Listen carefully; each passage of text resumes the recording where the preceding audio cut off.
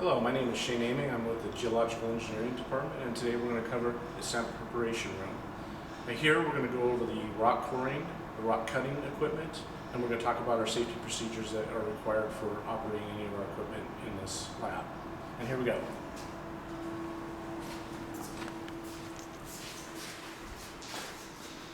Okay, so we're going to talk about our safety equipment and our procedures before we get started in our sample preparation room. So here we have our safety equipment. Again, we have a full first aid kit to cover any situation that we might have. We have earring protection. We have earmuffs if you require more than just the ear protection that we have provided. We have safety glasses, and we require all our students that come in and operate our equipment to sign in. And again, one of the safety procedures for our operation of any equipment in these rooms is 2 people. So anytime you come in here to use the rock equipment and cutting procedures, it requires 2 of you to operate any of our equipment. Next, we're going to go into our preparation room, but first we're going to talk about some of the gear that you can protect your clothing with. We do provide aprons that are rubberized. Again, our equipment is ran with water, so water is spraying everywhere, so anytime that you can wear a protection cover to cover your clothing would be advised. As we go into our preparation room, we're going to talk about our rock cutting equipment now. So over here, this is our big rock cutting equipment. We can cut boulder sized rocks on this. Our blade is pretty good sized. And typically our rock goes into this particular clamp. And again, this moves to be able to cut our rock through the blade here like this.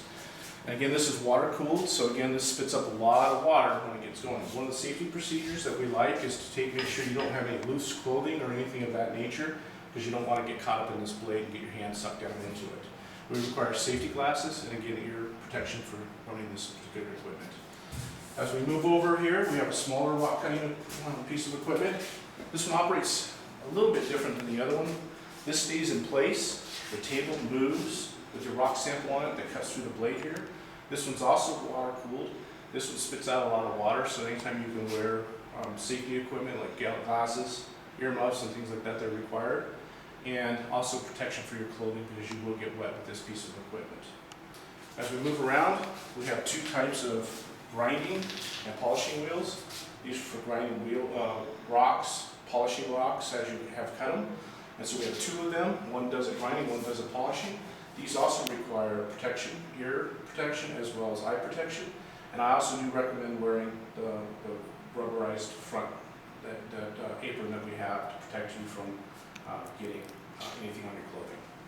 As we go over here, now we're going to move to our coring piece of machinery. This one, again, is water cooled as well through our core.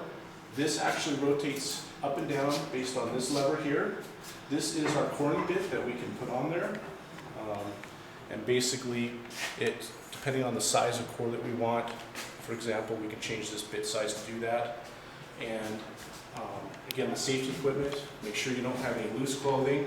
We're wearing eye protection and ear protection as well.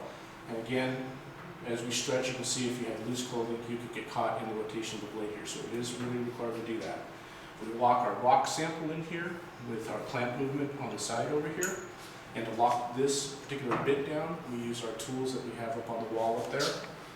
And we always, before you run the equipment, you tighten your piece of equipment down, you make sure your tool is placed back up there so it doesn't get caught in the machinery or fall down in here and get bound up and create injury to yourself as well. Another rock coring machine that we have, we use this for faculty in the future. Right now we've taken it offline because we're renovating it. This is not for student use, so if you're going to come in here and use our lab, we recommend that if you need to core something, this would be the piece of equipment our students would use. And so that's our sample preparation room. If you have any questions, you can ask Aaron in the library, and that's the individual that you would have to talk to have access to this facility. You'll have to go through safety procedures with him, contacting him. He will come down here and let you in the room and make sure you understand the equipment, and you would have to have 2 people to be able to operate in this room.